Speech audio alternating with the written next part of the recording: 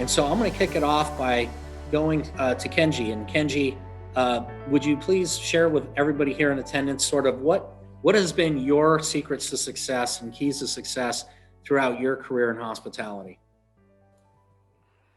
Thanks, Peter. I would probably, when I talk about my secrets to success, it's what has gotten me to where I'm going. It's slightly different than what will be on your path. But for me, one, I talk about have passion for what you do.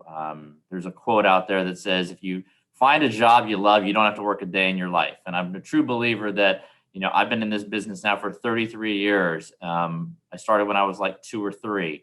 But I think that helps you get through your days. It makes you more successful because you do have a passion for doing and being successful. Secondly, I would say another secret for me is just to be innovative and continue learning. When I first started in this industry, the computer systems were very archaic. I had manual keys when I worked at the hotel.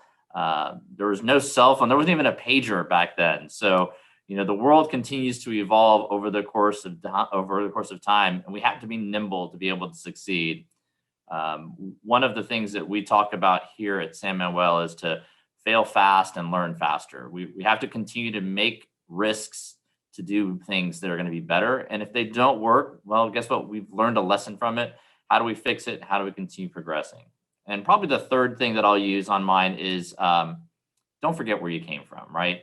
I think being humble, being a believer, of team engagement, working hard, working side by side with team, that's for me one of the successes that has really helped me along the way, because when it all comes down to it, you can't do this job by yourself in any capacity. You need to have your team with you working side by side. And the way to be successful is to just remember that and never forget who you are and where you came from. Thank you for sharing that, Kenji. Lori, I'm going to turn it over to you. Lori, you've had quite a career as well, working in a variety of different markets and for different companies, both tribal and commercial. What for you has been your secrets to success throughout your career that you would like to share with everyone today?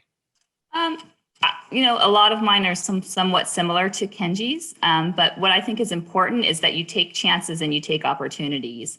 As you mentioned, I've been in Chicago, I've been in Las Vegas, and now I'm in California. I took opportunities to learn, to advance. You have to be willing to take chances that may be lateral. Sometimes they may be backwards, just to learn more about the business and learn more for your own growth and development. So never forget that taking a chance and taking an opportunity just to learn more will help you develop and farther advance in your career. Thank you, Lori. And then you mentioned multi-state jurisdictions. Kevin, I think you've worked in a variety of different jurisdictions and states throughout your career. Any tips for secrets to success that you would like to share with the audience today? Yeah, I think mine are very similar. My journey was launched by taking some risks. I moved into a brand new market in Chicago that never had a casino. And I wasn't afraid of doing that. And I think for me, I kind of reframed risk or possible failure as learning opportunities. Those moves are really about learning and growing and being prepared for the next opportunity whenever it came into existence. Secondly, I think I've always been a hard worker, but I had a good mentor somewhere along the way that told me hard work is not enough. You need to learn how to work smart. You need how to learn, especially as a manager, to work through people. And that was an important step for me to learn, I think, along my path as a manager. And finally, I think sort of just to kind of reframe things, you have to learn how to live in the present. When you can't rewind the past, you can't go back and fix that stuff, and you can't really control the future. What you can do is prepare for opportunities by the work that you do today. So I think those are probably the three that I would offer. Thank you, Kevin. That's very insightful. Now I'm going to turn it over to you, David. During your intro, I mentioned that you worked in you were a member of the U.S. Navy and served our country. Having that military background and transitioning to a civilian sort of sector, what are some of the secrets to success you learned as part of that journey that you would like to share with everyone today? Thank you, Peter, and it was an honor to serve our country. And yeah, I was in the service for 3 years, and I was in the service during wartime. It felt like I was in the service for 30 years after 3 years of being out to sea there. But, I learned a lot about discipline. I learned a lot about working with, a team that comes from different backgrounds, has different ways to do things, and come from different areas. So I learned to be very adaptive and very open and very receptive to different ideas and ways to do things. The military is very structured, and we do a lot of preparation. We do a lot of practice for things that could potentially happen. And you learn to rely on your team. You rely on one another, and everybody has to do their role, and they have to do it right. They have to execute to a high level, because when you're out there in the ocean and somebody doesn't do their job, lives are on the line there. So you learn very quickly how to be responsible and accountable. And that served me well in the business world, and in particular in casinos, because casinos are so big. There's so much going on.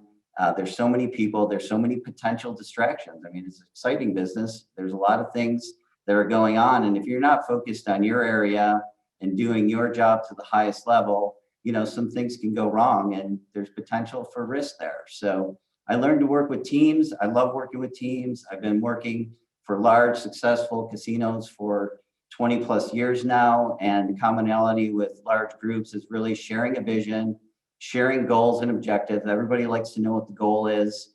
I love to rally a team. I love to have a good challenge and get the group together going for a common goal there. And everybody feels part of the team. They feel valued. They feel they contribute, and we share in our successes. We share in our failures, but, as busy as we are and as hard as we work, trying to have fun at the end of the day. So working hard, feeling good about what you're doing, making a difference, and, having fun and making sure everybody feels included and part of the team, and really that they are going to share in the benefits of doing a great job and succeeding. Thank you for sharing that, David. You bring up teamwork, and I'm going to go over to you, Kevin. As I mentioned in your introduction, you did play football at the college level. How would you say you were able to take that experience playing on a collegiate football team and translate it into success in the workforce? I'd say that there's a lot of parallels to slots in football. They both have several roles that have to work together to make the team function well. For slots, we have attendants and supervisors and managers on that side. On the tech side, we have tech, 3 different levels of technician. We have bench techs. On the on the analysis side, we have an analyst, we have project coordinators. All those people have to come together in order for a slot department to function properly. Football's the same. I played defense. I played a cornerback, was one of 2. Got a couple of safeties, a couple of outside linebackers, 2 inside linebackers. Everybody had a role to play on that defense, and had to play it properly in order for the entire defense to work well. Another parallel, I guess, is that between slots and football is that typically there's a lot more happening than meets the eye. In football, there's varying jobs, again, as I mentioned. All those jobs are a little different, and even though I guess maybe to the untrained eye, to some respect, guys line up and it looks pretty much the same. But there's a lot to learn and a lot that happens on any individual play. I had to learn, all our basic coverages: 0, cover 1, cover 2, cover 3, 4, 6, and 7. They all look the same at the start, but we're all very different. Cover 1 and 2 were man. I had to cover the guy in front of me. Cover 2 had a flat. Cover 3 had a deep third. Cover 4, 1 of 4 corners. Cover 6, it depended on whether I was on the short side of the field, the long side of the field. I played cover 2 or cover 3, and cover 7. It was same thing, except it was strong side, weak side. And again, that sounds like a lot, and it kind of is. But after a while, those things become second nature. You learn how to do those things without even really thinking about it. That kind of parallels with what we do here in slots, in that the slot attendant job, there's really a lot more going on there than people understand. People see folks paying jackpots, opening games, and fixing them. But, on a property this size, we have over 100 different cabinets. People have to learn how all those cabinets work. They all open slightly different. They all have different menus. They're different operating functions. They all have slightly different software. So when the attendant gets in the game and has to do a recall, the menus are going to be in different places, and they're going to look differently. They have to learn all those different things. They have to learn different processes and procedures. When they open the door, the BFEs are in different places. Again, reading menus are very different. So again, it's like a duck pail, and there's The feet are going crazy underwater, but it looks very smooth on top. And I think that's what we aim for, to have a kind of refined service presence, but with all those things kind of going on in the background. And finally, you have to adjust and adapt to the environment. Football, the job only starts with a coverage. After the snap, you have to make decisions. I mentioned the different coverages, and what you did depended on what the offense did.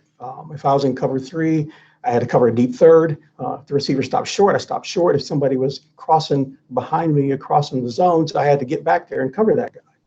That was just cover 3. And if it was a run, it was different. I had to come up and force or take on a tackle. Those different kinds of things happen. Slots is the same thing. Sometimes the game doesn't send a signal.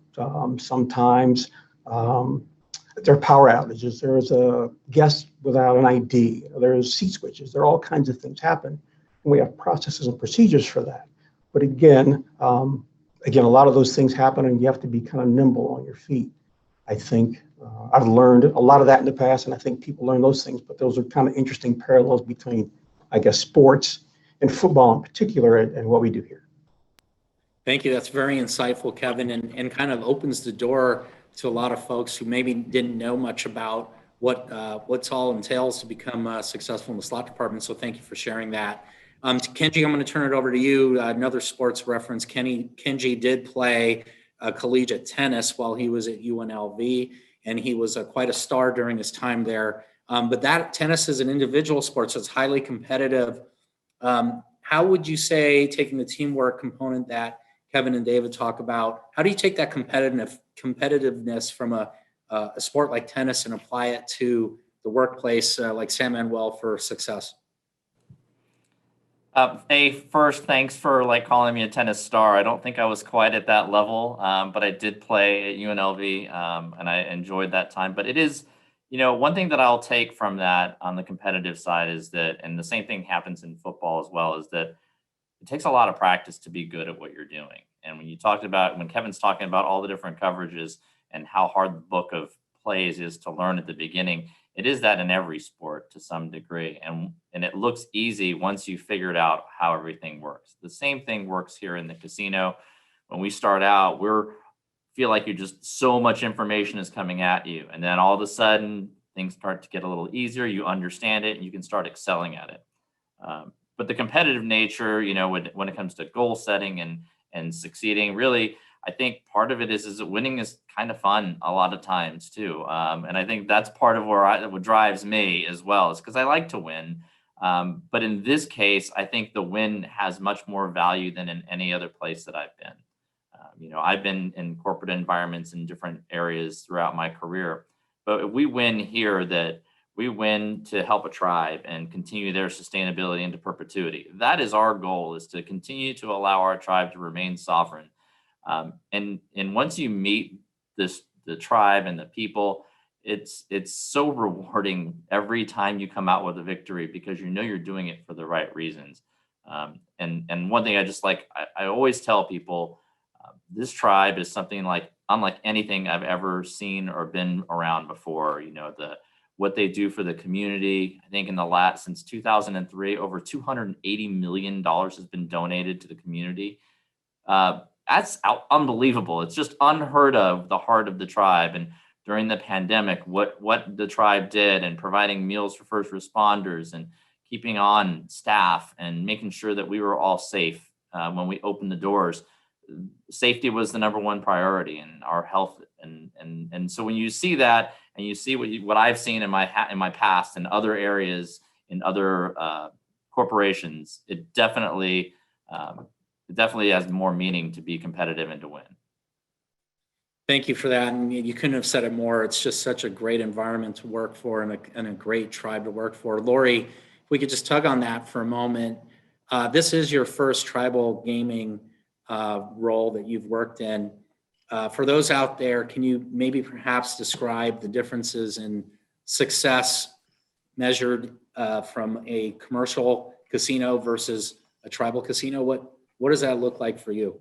I would agree with a lot of what Kenji said. Working for the tribal casino, you're furthering the family, it's much more important, and you're making a difference in the community. Versus corporate America, I would say that you're adding profits to the bottom line. There's less of a focus on the people. There's less of a focus on the community. I really, really enjoy working for the tribal versus the corporate America, because I like giving back. I like that we're doing for the people. And like Kenji mentioned, we opened safely. We made sure all of our patrons that came in the door were going to be safe. We made sure all of our employees were going to be safe. It wasn't a matter of, profit and loss, right? Bottom line, it was a matter of making sure everybody who came to our casino was going to be safe and able to enjoy their time. Thank you, Lori. And we all know that, that investment in that will, result in positive cash flow. So it comes one and without, it's not mutually exclusive as we've seen with others who believe otherwise, but it's been very rewarding to work for an organization that does care about the community so much. Switching gears a little bit, David, I'm going to go to you and talk about just transferable skill set. And for those folks that are in attendance that are listening and thinking, perhaps maybe they want to come in and to the hospitality area and either grow their career in a different area in hospitality or maybe in a whole new department altogether. What would you say to them are some secrets to success if they're looking to make that type of a move? Thank you, Peter. One of the secrets that I found is finding a mentor or a role model, somebody that can help guide you, somebody you can learn from, somebody that's doing the things that you aspire to do, always serves you well. And surround yourself with good people, right? It's really about who you surround yourself. You're going to emulate, you're going to learn from, you're going to build relationships and networks. People are going to be there for you. So if you need any assistance or help or advice, don't be afraid to ask. I mean, all of us here on the panel today have had mentors and role models that have helped us all along the way. And as far as the skills go, I mean, there's a lot of talented folks out there. It's really about finding the right fit for you, doing something that you love. And, we talk about caring, right? Caring to me is a big thing. And if you care about what you're doing and you're doing it for the right reasons and you have a lot of integrity, you're going to go places in this business. Because, when you care about what you do the right thing. You don't get distracted with things that are going to throw you off or not drive, results. The thing is really focus on what you can control and drive and deliver results at the end of the day, and do it with a smile and do it with a positive attitude. And, your career can flourish, not thinking there's a fast track or focusing on just getting a title or a higher salary. By coming in, working hard, doing the right thing, having a positive attitude, taking on responsibilities at every turn where you can grow and learn from something is just going to make you more and more value and open the door to new opportunities along the way. And working in a casino, what I found, and I've been in casinos now for 25 years, I was very fortunate to get my first job in a casino. And I like to stay in a place and I like to contribute and I like to see growth. And I love challenges and I want to always improve year after year and to stay in a company and see that happen is important to me, and you build those relationships. So what I found was I was able to start in one department. And when I felt like I rose to a level where I gained expertise, then I was able to lateral move into another department without having to leave the organization. Right. And I found myself working and then working in a new role, and then the promotion started. And I was able to sustain jobs at one company for 5-7 years there. And then when the opportunity's there, you reach your ceiling, it's time to take a chance, right? A calculated risk. And sometimes moving to a new organization after that serves you well because you're meeting new people, you're opening up your mind to new ideas, and you're able to grow yourself by taking on a new responsibility there. So, I really think casinos offer a multitude of opportunities, not only for jobs, but to learn and grow and to meet people that will ultimately help you, down the road in your career.